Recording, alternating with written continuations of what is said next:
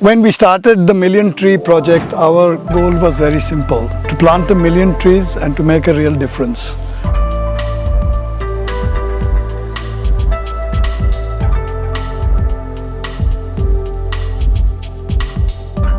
Today we are crossing the halfway mark, and we are in Asola Bhatti, not far from Delhi, and we are changing from agroforestry to social forestry. It looks green, but actually what we are doing is replacing a lot of invasive species with endemic species which are more sustainable.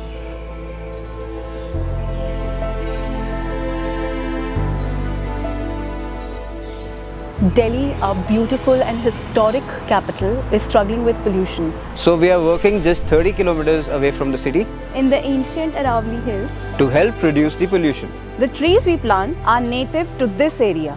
They help clean the air, refill groundwater, and give animals a safe space to live. Our mission is to support farmers and heal cities. Every tree helps fight pollution, protect the soil, and create green spaces for everyone.